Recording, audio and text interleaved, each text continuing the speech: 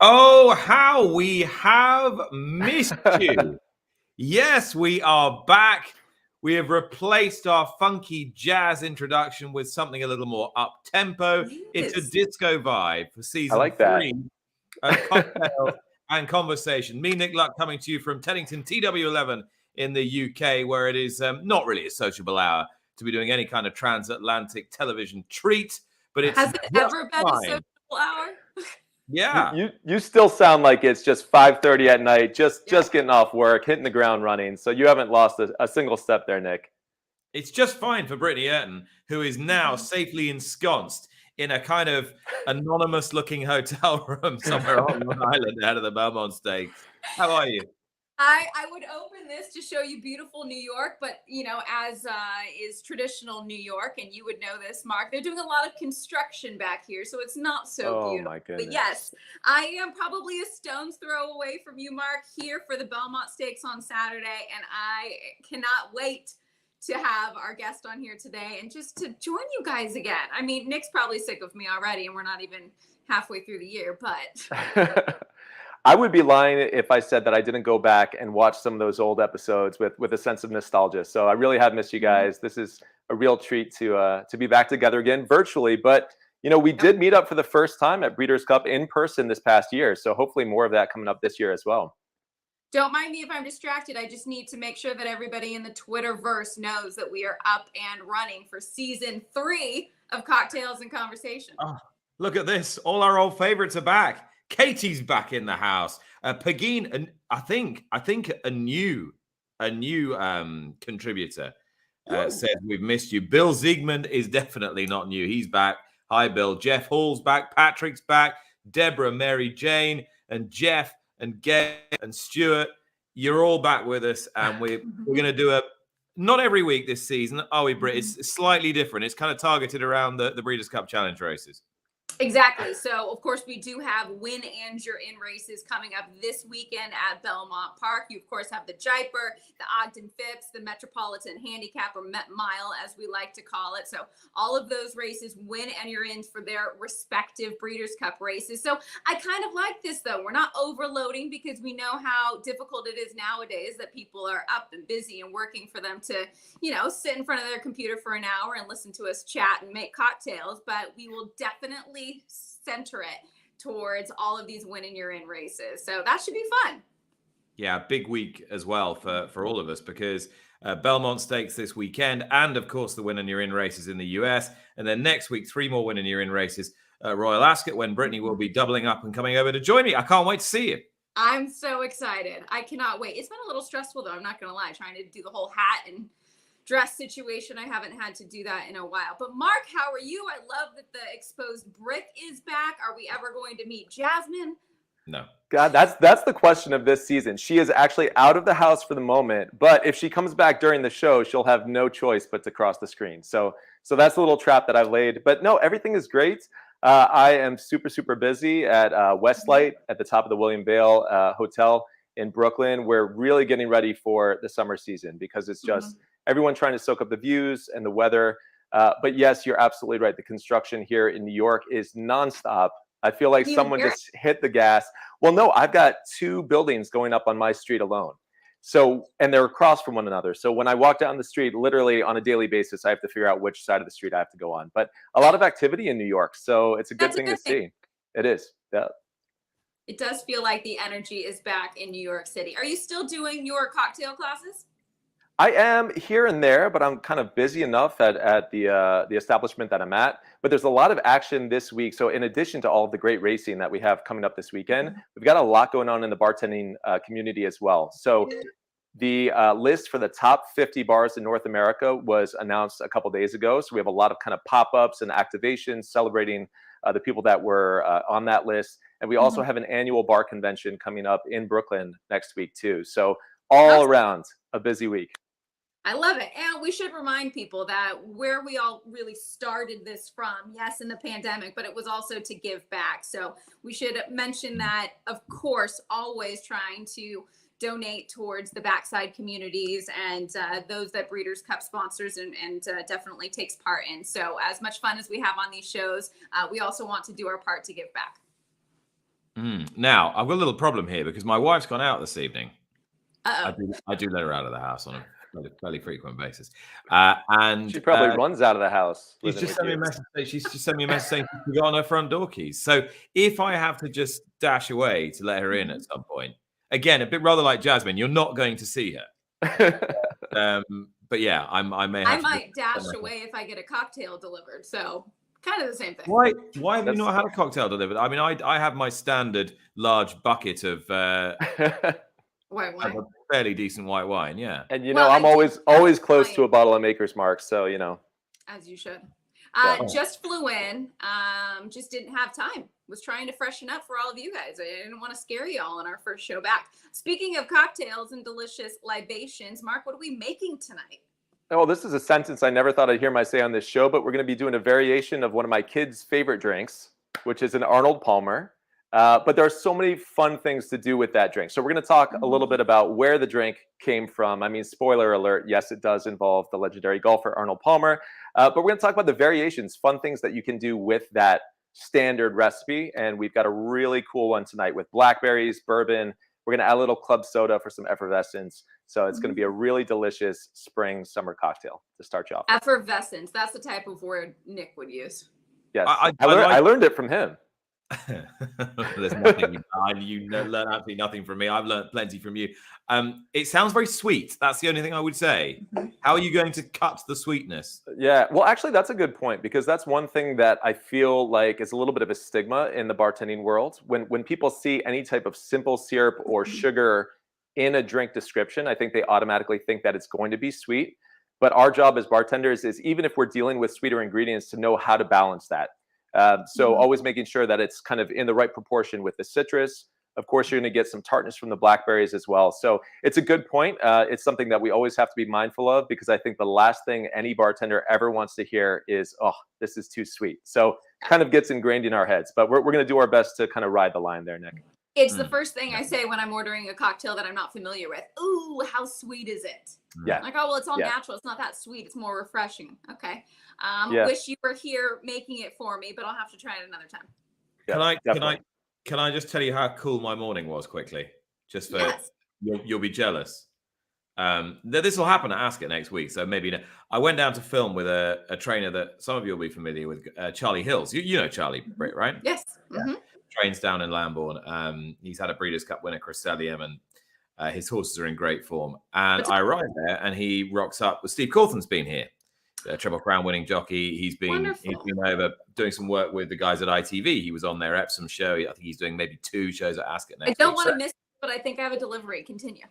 Oh yeah, you take the delivery. So I'll tell you guys. And so I thought that's pretty cool. Charlie rocks around the corner out of the passenger seat. Hey Nick, there's Steve Cauthen, legend. Triple Crown winning rider, aged 18 on it, and then came to the UK and became champion jockey here, Mark. I mean, just an incredible achievement for a US jockey to do that in Europe in the 1980s. Part of a vintage generation with the late Lester Piggott, who he lost just last week, of course, and Carson and Swinburne and Edery and all those guys. And then I see some horses behind some orange and white tape, and it said quarantine area. And I said, who have you got staying here? He said, oh, didn't you know? He said, the Australians are stabled here. They're not up in Newmarket. So there's Nature Strip and Home Affairs, the 2-star Australian sprinters for Royal Ascot, 2 of the great global superstars behind this tape. So I'm standing there with Steve Cauthen. We walk up to the tape. Round the corner comes Chris Waller, legendary Australian trainer. At 7 o'clock in the morning, there I am with Steve Cauthen and Chris Waller. I mean, I know it's not often in this game where you think, all right, I get paid to do this. But that was just one of those moments. Beautiful morning as well, out in the country with 2 of the world's great horse racing superstars. Wow. Somebody to get starstruck, but I'm going to get starstruck right now as Breeders' Cup winning trainer Wayne Catalano joins us on Cocktails and Conversations. Hey, Wayne. What's up, guys? Wayne, you better not be driving right now. We do not condone that. No, can't drive nowhere here in New York City. You don't move nowhere. You're just sitting in traffic, right? Yeah, this is very true. Well, I was pulled over, but I wasn't getting no good reception. Probably better off moving. I got in a better spot. Anyway, how we all doing over there? We're all good, Wayne. We're all good.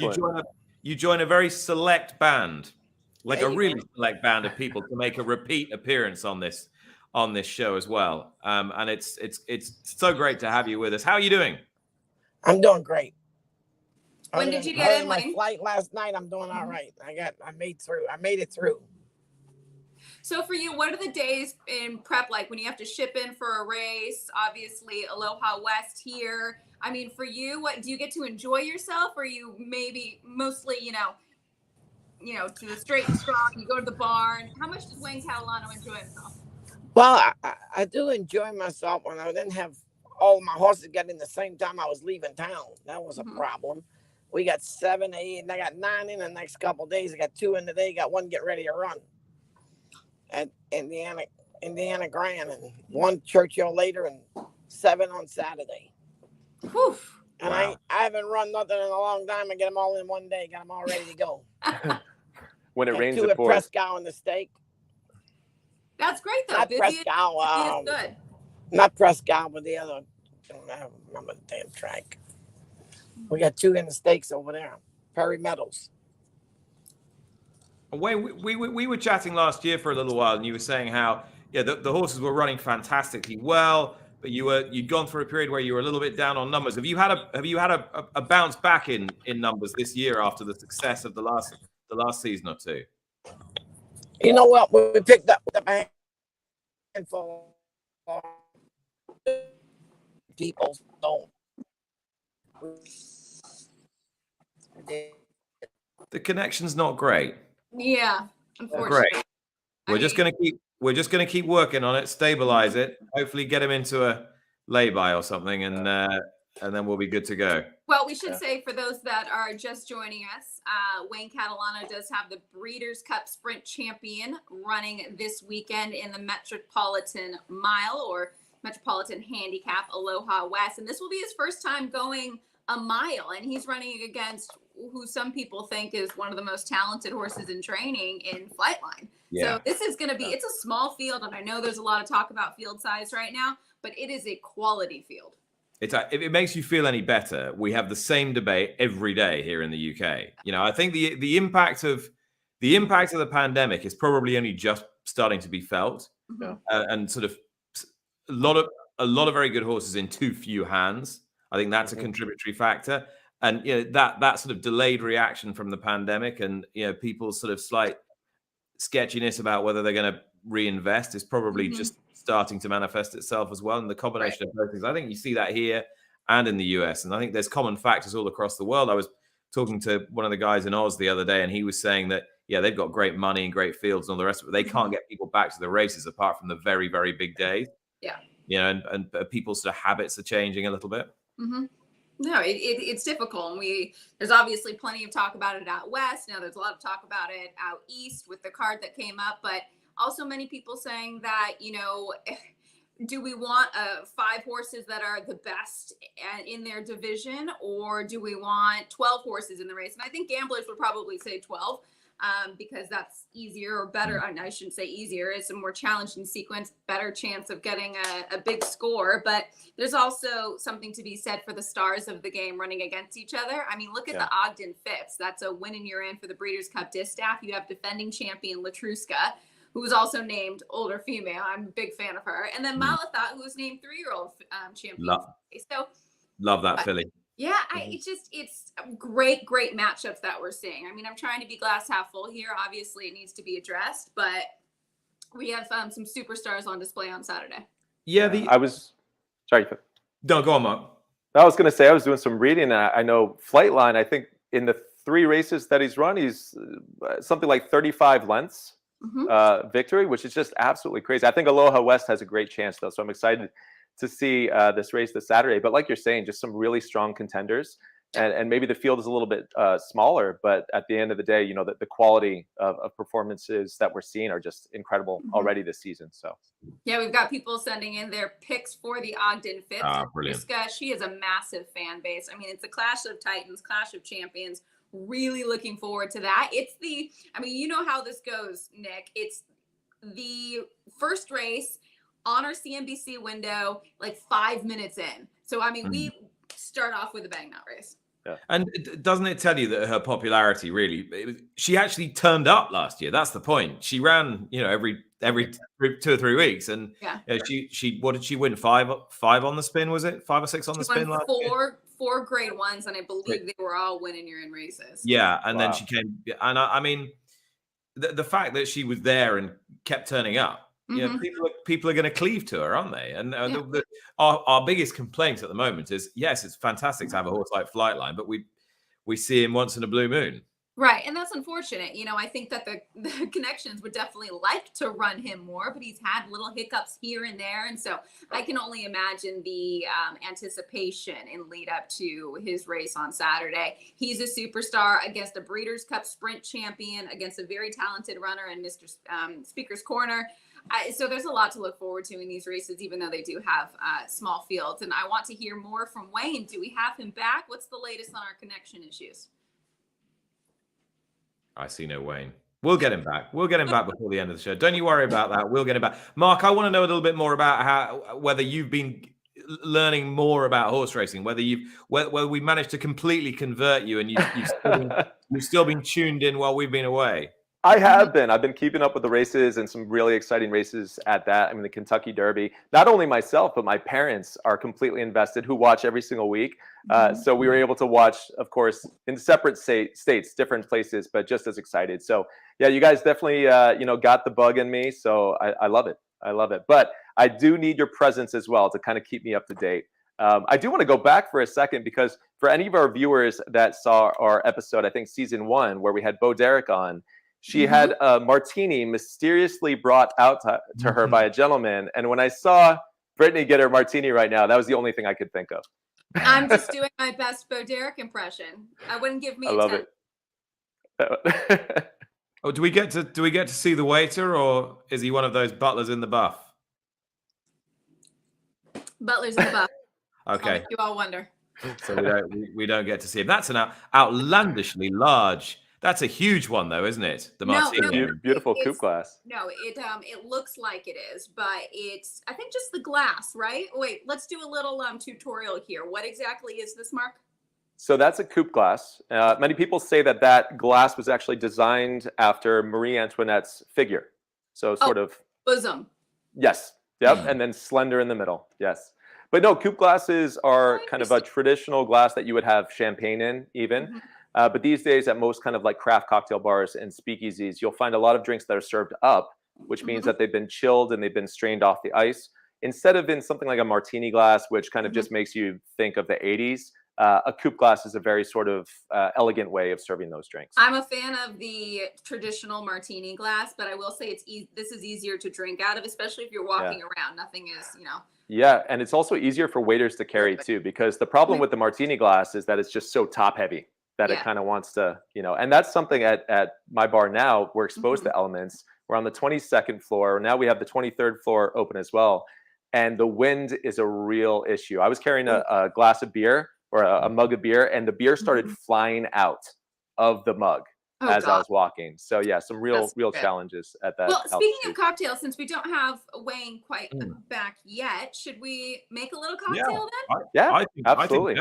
Let's face it, you guys tune into this show. I mean, we love Wayne Catalano. We've loved Todd Pletcher and Chad Brown and all the other great celebrities we've had on this show, and Bo Derek and everybody else. But we love Mark Tubridy the best. And we know you tune in really to it would just be conversation, and we know that gets a little boring, right? We need both sides of the coin, cocktails and conversation. Yeah. Well, I guess maybe I'll start off. I was going to ask Wayne this, but I think it's just as appropriate for you two. When you're out at the track, maybe you're doing a long day of broadcasting.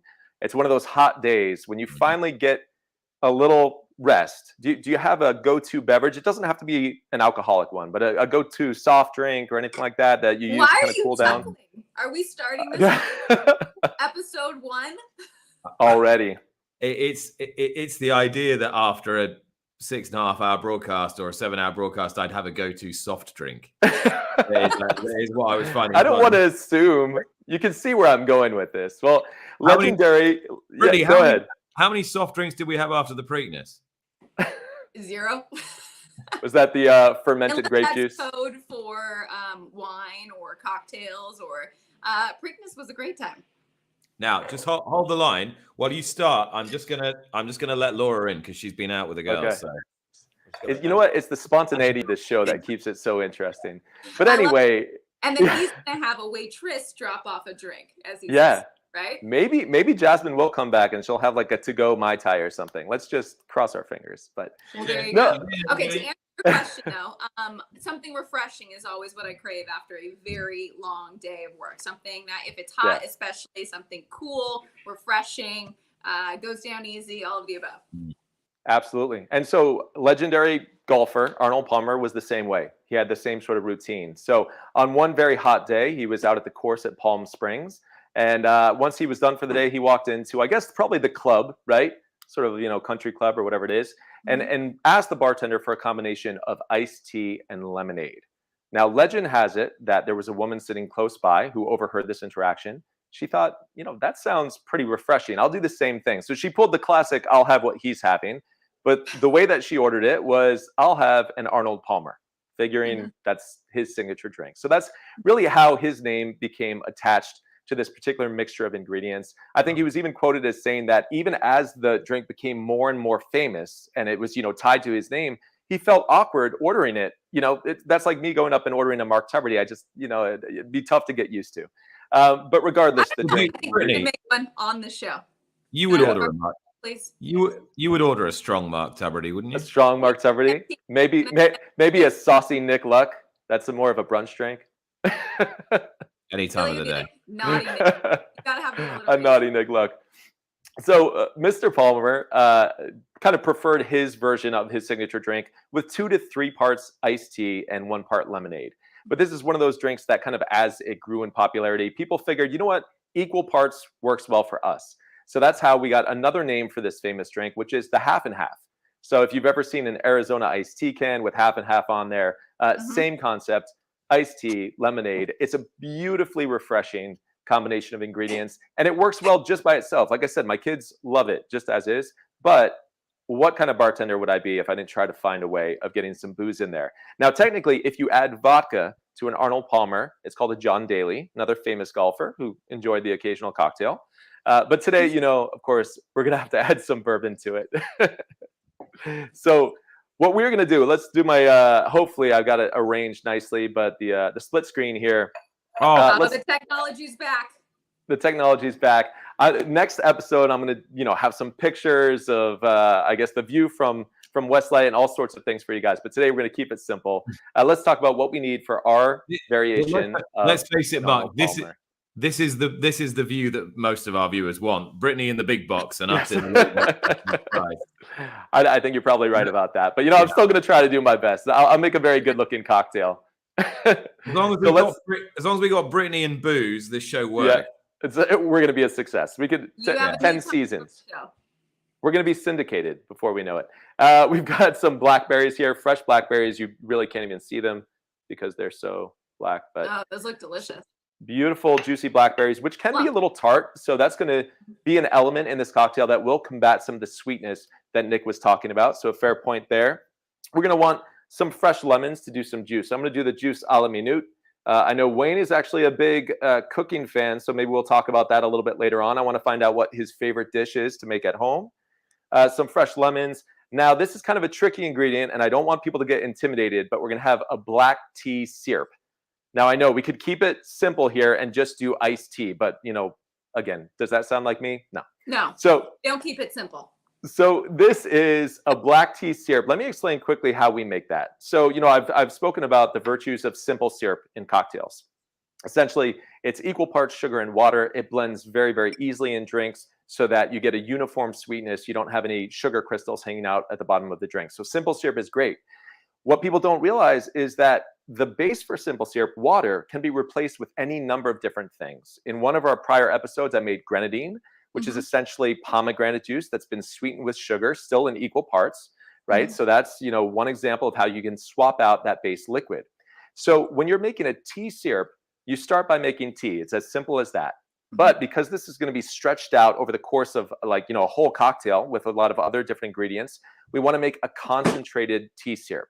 Now, that doesn't mean tea that we're allowing to steep for 10 or 15 minutes. Right. Or because, like 4 bags into one pot or something. Well, but yeah, we're actually going to do that. So if you took 1 bag or 2 bags and you let it steep for an extended period of time, 10, 15 minutes, what's going to happen is the tannins from the tea leaves, which is that astringent sort of bitter component, is going to become overwhelming. So when you're making a nice concentrated tea syrup, you're actually going to want to add more bags to the same volume of hot water. So in this case, 4 bags for 1 cup of hot water, but you're only going to steep it for the same amount of time that you would a normal cup of tea. So only 4 or 5 minutes. Mark, right? And then you're going to take just the look on Nick's face right now. He's thinking so. Carry the 2. I wish we could have those graphics of like calculus going by his head. Robert, Right? puzzled. I am a bit puzzled. 4 tea bags in one. 4 tea bags, 1 cup of hot water, let it steep for 4 minutes. Not 4 You're going to take those tea bags out, and then you're going to do equal parts of that tea with sugar. That's going to give you your tea syrup. Strong. It's a very, very rich, but at the same time, keep in mind that you're going to be adding bourbon to this, lemon juice. You're going to be shaking it with ice. We're going to be adding club soda. So you're essentially adding just as much flavor for the total volume of the drink. What tea would you use? Just a regular, any old tea? I'm so glad you asked that question. So definitely a black tea in this case for the Arnold Palmer. But, we're adding blackberries to this drink anyway, so you can have fun with this. You can do a black tea with some black currant flavor, which is going to pair very nicely with the fresh berries. So the cool thing is that once you learn how to make this simple tea syrup, you can do it with any type of tea you want. You could do a chamomile syrup. You could do green tea. You could do a mint syrup or peach syrup. So anything you want to do with teas, that's the process that I recommend. Start by brewing your tea for the same amount of time that it recommends on the box, but in a more concentrated manner. And then you're going to take that tea. You're British. Yeah, exactly. That's the whole reason why I did this. Is try to give Nick a good starting point. But anyway, let's start making our cocktail. I'm talking too much. Of course, we're going to need some Maker's Mark bourbon and some club soda as well. I actually went with a soda stream here. All right, now it definitely would not be cocktails in conversation if we didn't do some type of muddle at some point in the program. So let's start with 4 blackberries. Is it a forceful muddle? This is going to be a forceful muddle because in this case, we just want to extract the juice from the blackberries, but that's a good question, Brittany, because as you remember, if we were muddling something like mint, cilantro, basil, those are things that could become bitter because of the chlorophyll that's inside of the leaves, right? That's that bitter component. But in this case, we just want to bring out the juice. So nice forceful muddle there. Again, we're going to get back to our horse names. Yeah, our vocabulary that we learned. Yep. You know what I started doing recently, really with no success, is going to trivia night with my wife. Yeah, no, yeah. It's a lot of very obscure stuff. Has that been a humbling experience for you? It has been. Very much so. Yeah. What were we going to ask, Brittany? Inquiring minds want to know, when are we going to have the cocktail book? I would like to know that as well. I think that's absolutely something that we should work on for this season. At this point, if we did the math for the number of cocktails that we've done on this show, because at the beginning we were doing 2 drinks per show, I think we're upwards of 50 to 60 drinks. Easy. So I think if we do kind of a greatest hits from that and pair it with the guests that we've had on, I mean, I'd want to read that. So, yeah. I believe. Well, the inquiring mind was my mother's mind. She very much. Okay. Yes, loves the show, is really excited that we are up for season 3, but really just wants a book. Yeah. Have that all go towards charity. And I'm told that that HarperCollins are going to release our first book in hardback initially, and then there'll be a big paperback run to coincide with the launch of this this show on primetime on NBC weekly. So that's great. It's a double announcement. Nick does have a way of kind of putting things out into the universe, though. Yes. So you never know. You never know. I did notice that on the logo now, presumably with our boss's approval, the peacock has appeared on the Cocktails and Conversation logo, which got me quite excited that we were about to hit the stream, and that we were like the warm-up act for Saturday Night Live or whatever. I don't know whether that is happening. I had a similar thought process. I'm like, oh, are we getting onto Peacock? That's exciting. Oh, sorry, cross our fingers on that. Cocktail making, Mark. No, it's all good. It's all good. I've just squeezed some fresh lemon juice. I've brought this up so many times, but if you want to make one simple improvement for your cocktails at home, do not buy that store-bought, lime juice and lemon juice. It just has a bitterness that you can't get around.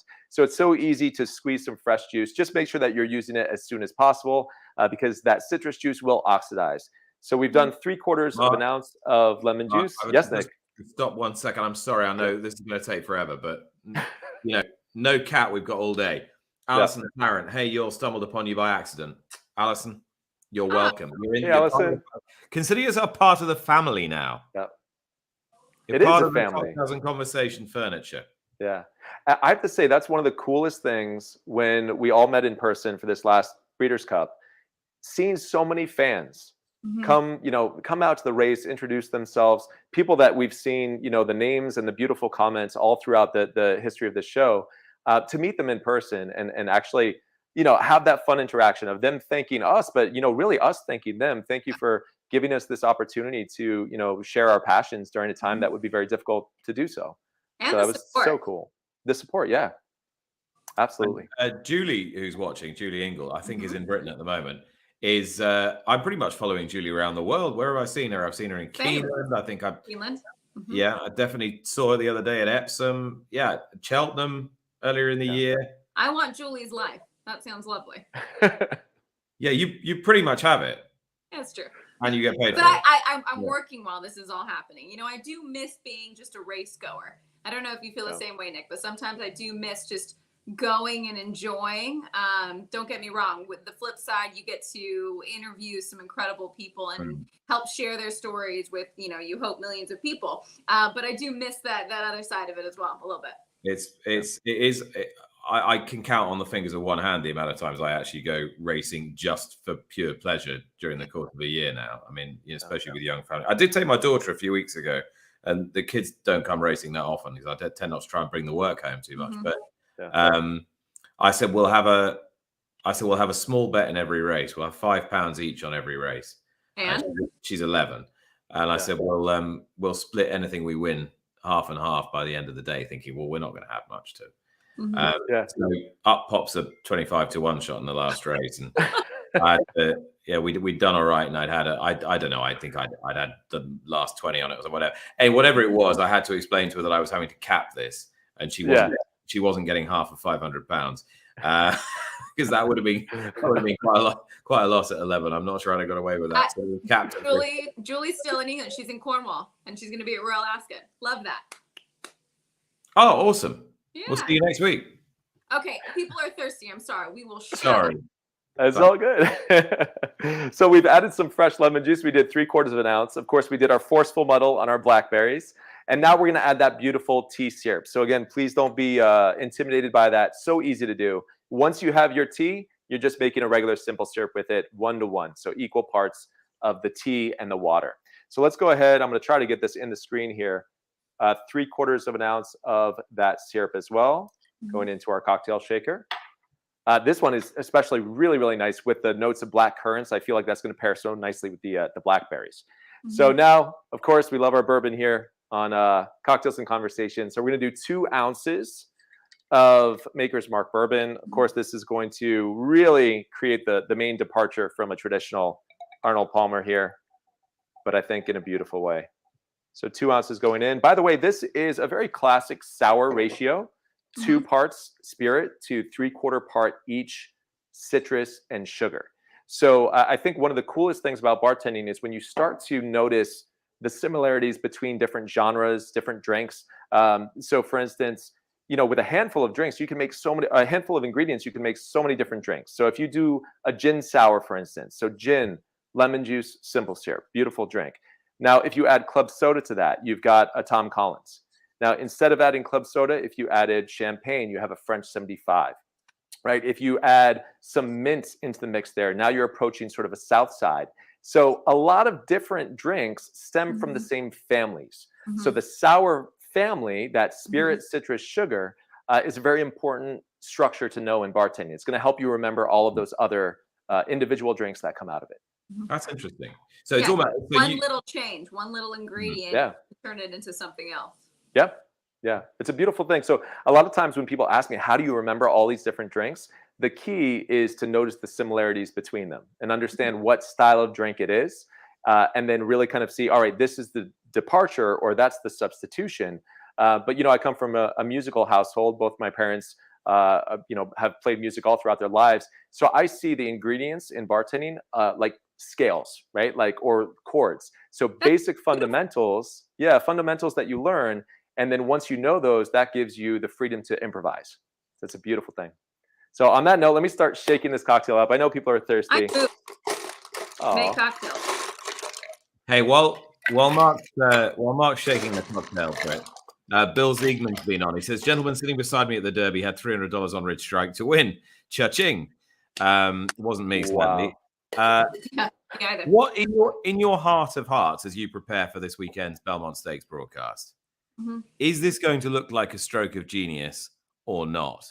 And do you think this horse actually has a shot of getting involved? I think there's a middle ground between those two things that you said, because I do think that he has the talent, obviously. I don't think that he would have won the Kentucky Derby if he didn't have the talent. But I'm very concerned about his running style in the Belmont. There's a massive lack of pace. And you would think, the farther they run, that's better for a horse that's closing. But it's not necessarily the case. I absolutely think he has the talent. If he gets the pace that he needs in front of him, yes, he's going to be rolling late. I don't think that what he did in the Derby was a fluke. And I know that the connections feel like they need to prove that. But I also think he's a little up against it in terms of pace in the race. You see, I don't think he really... I don't think he really needs to prove anything. If he runs up the track... he runs up the track. They've claimed the horse for 30 grand and won the Kentucky Derby. I think the connection. Just enjoy the ride.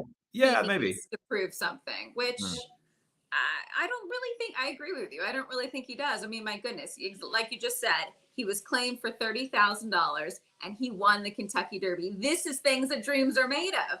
Yeah, Joe Marticello says he was on the vets list, which he was, but Eric Reed came out this week and said it's a chiropractor thing. He was having his back done, which is why.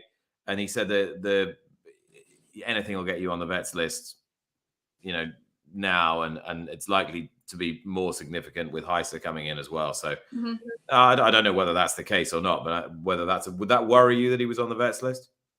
If it was just for chiropractics, no, not really, because much like people,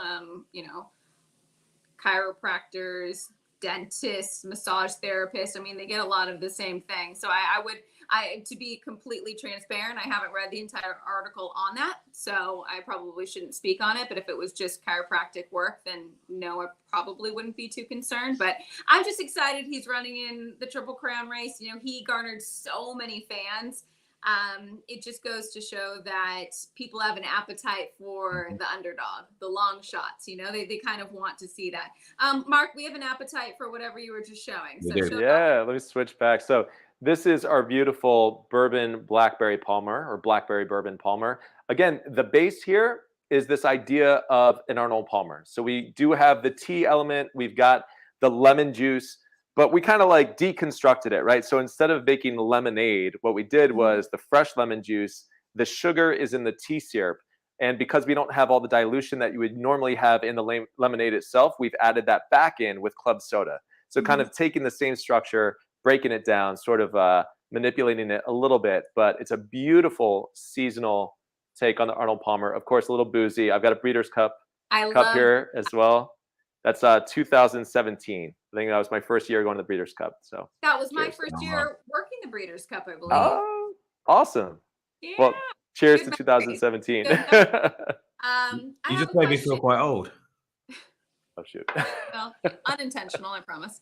I have a question, because I ordered a cocktail the other night and it was supposed to be a spin on a lemonade, but they had activated charcoal in it. And I thought that was very, it was Los Angeles, so very LA. But what would be the point of that? Mostly the visual aspect. Although I think activated charcoal may be good for you for some reason. But I know that was a trend that kind of popped up a couple years back. It does turn drinks just this midnight black color. Yeah. So, it's a stunning sort of visual kind of piece. but I don't know if it adds anything in terms of taste.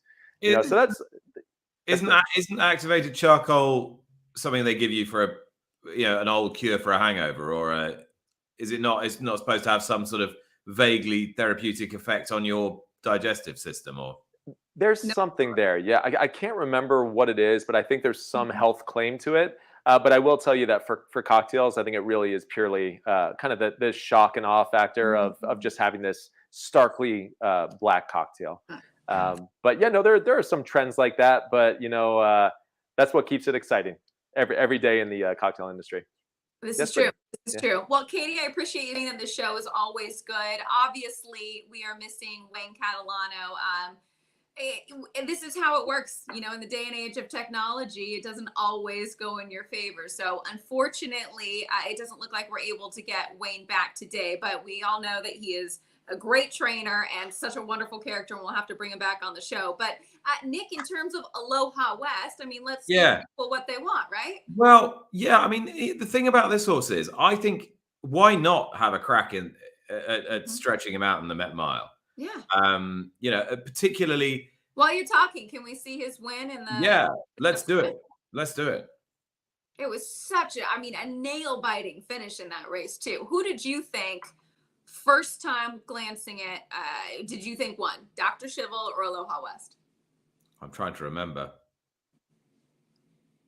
Because I was standing right next to Mark Latsunrime, and they had thought they got it until the slow-mo replay came up. I must have thought Aloha West had won, and I tell you why. Because I went to go and find Wayne. So and you did the beautiful interview with him after, did you not? Well, I mean, I did the interview. I mean, he was great. But so I must have thought he'd won and he wasn't that far away, but I remember turning and walking up to try and find it. It was great because he'd been on the show, and we'd had some fun with him at Keeneland as well in the Fall Stars weekend, and he had a nice 2-year-old run there. So yeah, he's an easy guy to root for, isn't he? With company from Special Reserve, Matera Sky is sent along between those two. Dr. Schivel is close. Fourth on the outside. I think at this point in time, everybody thought Jackie's Warrior was going to run away with it. That may have been one of the biggest surprises of the 2 days. Who will run tomorrow, by the way? And they rattle off this opening quarter mile in 21.91 seconds. Jackie's Warrior, the leader. So Nick, those fractions are going up. Outside second, Matera Sky trying to keep up with them. Dr. Yeah, Schivel's 3 lengths behind and moving well in the far turn. Jackie's Warrior appeared to just lay over this field by some way, but it wasn't the only race this day where they just went crazy. You get the Aloha West, he's kind of in his own pack there. And following C is coming up the fence, trying to get involved. No running room there for him. Dr. Schivel has taken the lead as they come to the final. He's hit the front too soon, Dr. Schivel, really, hasn't he? Special Reserve. Here's Aloha West flying down the center of the track. Here's the wire. Oh, it's close. Never in doubt. Aloha West. Yeah, now that you watch it. But I mean, Larry picked it up. Aloha West was absolutely flying. Yeah. See what's there. Do we have his reaction? Because Wayne Catalano's reaction to that is one of the best things I've ever seen. It's almost as if he's just frozen in time, stunned, and somebody has to hit him and say, He did that. He did that earlier on the show as well. That's true. Maybe it's a thing. Do we have it? I believe we do. But if we don't, it was a little like, if I could pinch me, I'm dreaming. Yeah. Yeah. There we go. The wheel of truth is whirring. Here we go. Oh, here we go. This is great. Look at this. You got Ronnie Eubanks behind him, right? Fantastic. You don't buy production like this at Walmart. To Aloha West. By the thinnest of margins. I mean, it's fitting that happened in a sprint race. It's fast. It's supposed to be close at the end. And it was. Wasn't the favorite. It was Wayne Catalano. Who's a champion for the 4th time, but you said this one's a pinnacle. He doesn't know. He's asking every rep, did we win? Did we win? He can celebrate now and well into the night. You're a Breeders' Cup champion once again. Gives it I don't to blame Aloha him for not knowing, right? I mean, it's possible. He was in shock. Are we going to get there? And then, yes, he ran great. And then, wait, did we win? I've been reliably informed, by the way, that charcoal is taken for overdoses. Oh wow. Okay. So I guess if you've overdone it, you know, pump your stomach out, whatever. There you go. So frankly, if you want to get really drunk, just have the charcoal cocktail at the same time, and it's. I don't think they just cancel each other out like that. Does it work like that? I mean, I don't know. I don't know. Back to Aloha West. One of the most special moments for me, you did the interview with Wayne, and I did the. Oh my gosh! Oh my gosh! It's like it's Wayne Catalano really appeared. Oh, we got it. Hey guys. Hey, welcome back. Hold on, I get. No, thank you. Wayne, all I want to know was what was going through your head that moment that Aloha West came down to a wire and photo finish at the Breeders' Cup. You said Aloha West? Yeah, what were you thinking in that race? Not working? Why is this microphone not working? I got volume. We can hear What'd you. you say about Aloha West? What were you thinking when he crossed the wire in that photo finish? I was thinking I got beat. That's what I was really thinking.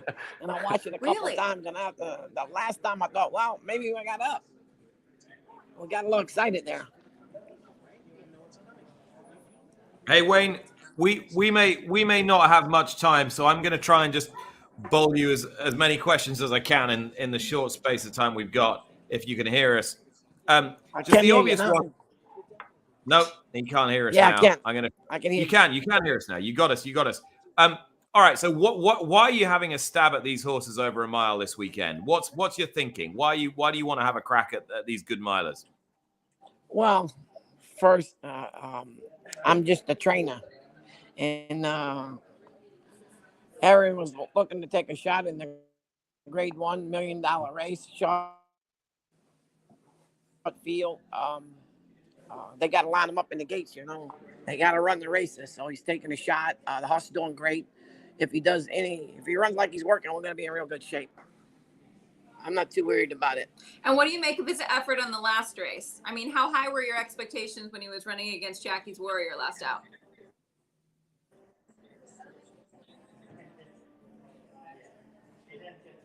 Well, he was second best last race. Jose come back and said, well, he said, I should have been second. He said, I was going for the win.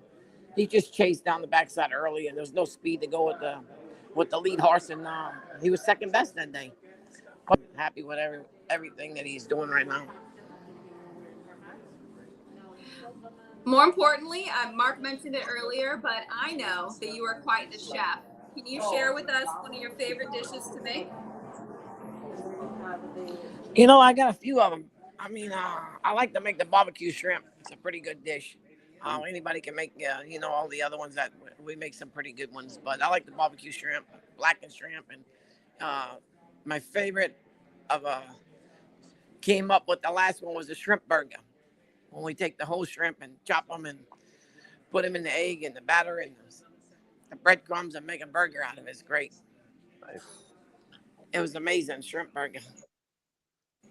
I just trying it out. Seasoning, right? Oh, wait, what is this? Blackened ribeye? That's what's for lunch? Yeah, the blackened ribeye turned out amazing. Also. Blackened ribeye. Yeah. When you hear that sizzle, you're in for something good. How about that one? Watch this one here. It's pretty good. Wow. That's a sear right there. Blackened ribeye. Coming at you. Blackened ribeye. It came out really good. It came out amazing. Where did the love for cooking begin? Who taught you? I'm sorry? Who taught you how to cook? What'd you say? I'm going to be broken record. Who taught you how to cook? What dish you want? What dish you want me to make? Crawfish boil. Can you hear me? Can you guys hear me? Wayne, yeah, we can hear you. Yes, What's one dish you haven't made that you want to? Something that's on kind of your culinary bucket list. You know what? I never made lasagna. I had it. Okay. I messed around with a little bit with the pasta, but I never made lasagna. I probably make a little lasagna. I can get everything else pretty good. Yeah. Have you ever made pasta from scratch? Check on my daughter. Pasta from scratch? No. Head to the doctor. Here we go. Get some. I make no pasta from scratch. I probably could do it. I haven't tried that either. I don't think I have the table for it. Here, show them the grits. Oh, look at grits, that. nice. Oh, there's the shrimp and grits. That's the first time I made them. And what do you think? That's the first time I made shrimp and grits. Oh, here's a shrimp. They look creamy. Look at this. I feel like, Nick, we could have an entire show of cocktail. You guys, they're going to want me to open up a restaurant. The Catman cooking. I feel like we're getting it's tantalizing, this, isn't it? You're getting just a glimpse of what this show could have been. With a better Wi-Fi connection. Well, I just before you go, Wayne, before you go, who puts me on the 3,000 winner?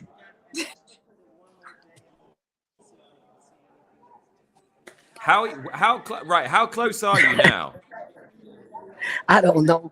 2,900 and something. I got 50 something. I don't know. I lost count when I quit winning. I started counting. They were easier. You're gonna get to 3,000 this year, aren't you?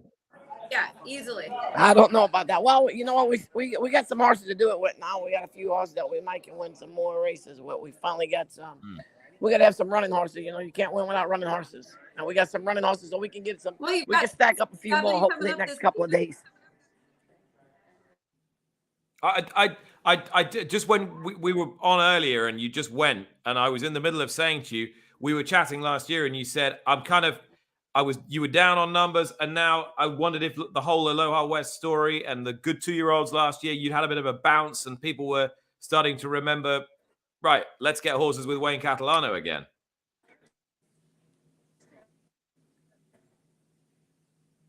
I swear to God, I'll get the answer to this question. I'm going to answer where he's at. My God. You win, you know, from Missouri, you got to show me.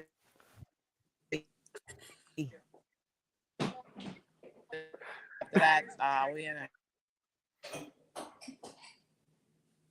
handful of good winners right out. So we was okay. Now we got some more around, and hopefully we can knock off a few winners and get to this 3,000 plateau that I'm trying to get. There you go. Knock off a few winners. Wayne, thanks so much. We got the end of it. Oh, dear. To knock off a few winners and get to 3,000. Yes, he will. He's at 2,946. No doubt he will get to 3,000. It was something about that question that sent the whole. It did. I was going to say that was one of the most creative ways I've seen to dodge a question. I had a better one yesterday. Yeah. I was in the middle of interviewing a trainer on my podcast, and I bowled him a couple of nice, easy ones to start off with. Yeah, what are you running at Royal Ascot and whatever. And then there was some kind of contentious political issue that I then slung in, and he went, "Gotta go, got a loose horse," and that went the phone. That's good. I feel like that better. Let me a text go, yeah, managed to catch the loose horse, but no offer to come back. They know how to dodge us, media, time and time again. Well, a big thank you to Wayne for kind of joining us. And a thank you to all of you for joining us. I promise, well, I guess I can't promise if the Wi-Fi is going to work, but we will try our best. Yeah, absolutely. I mean, what I feel is that this season can only build from this promising start. Exactly. Yeah. It But can- we I love- thought I just made my drink too strong. I was hoping I wasn't imagining that. So No, you weren't. No, you were. Okay, so what do we have to look forward to this weekend? Let's recap everything. We've got the Met Mile featuring Aloha West, Flightline, Speaker's Corner. That's a win and you're in for the Big Ass Fans Strip Mile. Hey, this Speaker's Corner's a good horse, isn't he? I mean, Very good horse. I saw him down at Gulfstream and talked to Martin. He was talking about him like he was the real deal. And you know what he's like. He doesn't go big on a horse unless he thinks he's good. No, don't overlook that horse. But, I mean, the buzz around Flightline is like he's the next coming. And I've seen him in person almost every time he's run, which is only 3 times, but they've been jaw-dropping. So I hope so, because nobody outside of racing knows who Flightline is, and I feel like they should. Well, if he thumps Bill Mott's horse, then you know he's a good horse. Yeah, and if Aloha West beats them all, can't wait to see the celebration. Yeah. Right? I think what I intuited from the kind of bit of conversation that we got from Wayne there was that it was kind of an owner-driven decision. Yes, because he said, "I'm just the trainer." Yeah, that's Yeah. how I read it as well. But why not take a shot? You can't blame them, right? Eclipse Thoroughbred Partners, owners of Aloha West. I mean, that's what I was getting to when he came back in. One of my favorite moments from the Breeders' Cup was hearing Aaron Wellman of Eclipse Thoroughbreds spend the entire presentation talking about Wayne Catalano and how happy he was to get this with him and the work that he's done with this horse. So really looking forward to that. Of course, we see the clash of Latruska and Malathat in the Ogden Phipps, and then the Jaipur. It's a huge field. You have the defending champion and Casa Creed in there. Wesley Ward has one in there, and I kind of want to ask him, with all of his horses that were sent over to England for Royal Ascot, why didn't he send this one? Arrest Me Red. Yeah. I mean, he's got. I'm curious. And then we roll straight into Royal Ascot. Weather forecasts is kind Please tell me. a little bit cooler next week. It's indistinct, but it's not looking completely settled. I think we could get a bit of rain, Okay. which won't be to Wesley's liking. But he's talking the team up again. I'm fascinated by the 2 American fillies in the Coronation Stakes. Mhm. It's about the race of the week. Yeah. Pizza. I don't know Bianca. It's just everything's there. That's why, some of the grade ones have just come up a bit like a bit like the race at the weekend, one super horse and a bit of not that much else. Right. This race where Pizza Bianca and Spenderella, Graham Motion's filly, are running, you've got the winner of the English Guineas, the French Guineas, the Irish Guineas, the runner-up in the French Guineas, plus last year's champion European juvenile filly who hasn't been seen out yet this season, plus the 2 Americans. That's as good a race. That's as interesting a race as there is all week, I think. And you've got the 2 sprints where you've got the, putative world champion Golden Pal against the putative world champion Nature Strip, America, Australia taking each other on British soil. I mean, that's ridiculous. No, it's amazing. And I wish I was there for it, but I will absolutely be watching. And on Saturday, when you and I are up on NBC, we will have Campanelli in the Platinum Jubilee. And you might have, so if Nature Strip wins Tuesday, you might have him back up Saturday. And if he backs up Saturday, and here's a story. Is he going to do a Choisier bit? Well, if he backs up Saturday and tries to do a Choisier from 19 years ago, James McDonald is contracted to ride Home Affairs in that race for Coolmore for Chris Waller. Having ridden it, so if Nature Strip wins with McDonald on Tuesday, they're going to need a new rider for Nature Strip Saturday. Hence, Jamie Carr, the riding sensation, the world's most successful female jockey, is flying over just in case she gets the ride on Saturday. Layered with stories. Oh, that's amazing. Insanity. I believe everyone would be wondering, and I'm wondering as well. Do you think that we will get to see the Queen at Royal Ascot at all after her Platinum Jubilee celebration? Who knows? I mean, sadly, she missed the Derby, which was supposed to be the centerpiece of her Platinum Jubilee celebrations. We did see 2 appearances. If she comes to Ascot, I think it's likely either to be the Tuesday or the Saturday. I think a lot of it's contingent on where her horses might have the best chances of winning. So at this stage, you're looking at horses like Reach for the Moon, who was one of last season's best juveniles, had an injury, came back with a good run the other day. He looks a strong shout in the Edward VII. And King's Lynn, who was unlucky a couple of times last year. He ran twice at the meeting last year. He'd go in the King's Stand. It's a big ask for him, but so she could go Tuesday. I think there's going to be runners dotted all through the week. They're going to make damn sure that she's going to have runners every day, I think. Wow, looking forward to that. Can't wait to see you. And then following that, our next show, which we should highlight, is June 29th. That's on a Wednesday. That will be our traditional day. Time is 5 Eastern.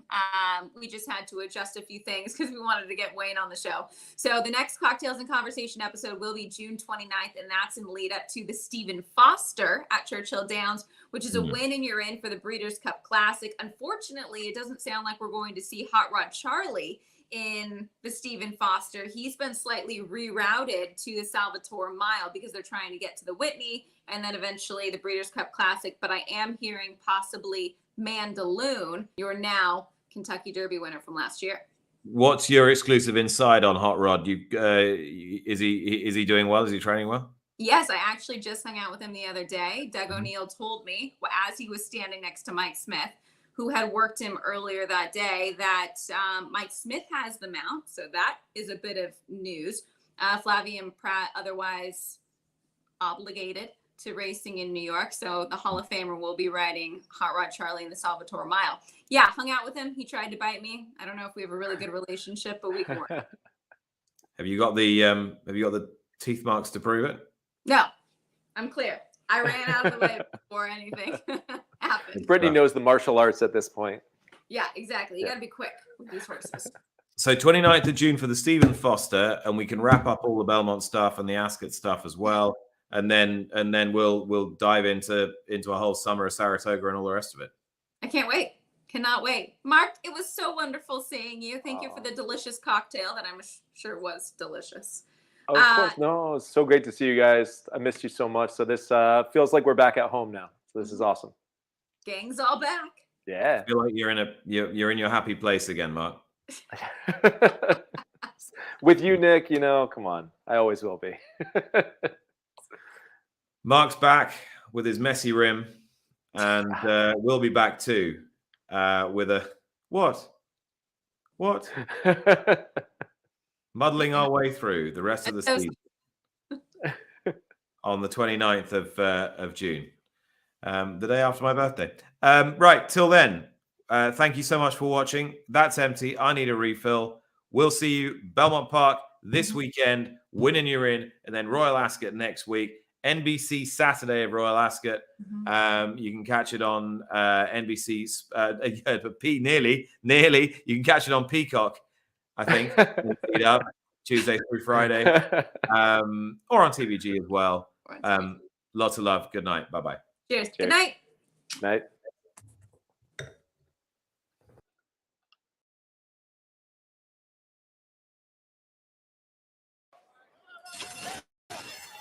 They're off in the Breeders' Cup Sprint. Jackie's Warrior broke sharply and goes out to the early lead with company from Special Reserve. Matera Sky is sent along between those two. Dr. Schivel is close, fourth on the outside, then following C. Lexingtonian has 5 lengths to make up. Forense Fire, CZ Rocket, and Aloha West at the back of the pack. Jackie's Warrior with company up front from Special Reserve and Matera Sky. And they rattle off this opening quarter mile in 21.91 seconds. Jackie's Warrior the leader. Special Reserve on the outside second. Matera Sky trying to keep up with them. Dr. Schivel's 3 lengths behind and moving well in the far turn. And following C on the inside, Aloha West and Forense Fire. Jackie's Warrior duking it out here with Special Reserve. And are about to be joined by Dr. Schivel. And there's 3 in a line, and following C is coming up the fence trying to get involved. No running room there for him. Dr. Schivel! Dr. Schivel has taken the lead as they come to the final furlong.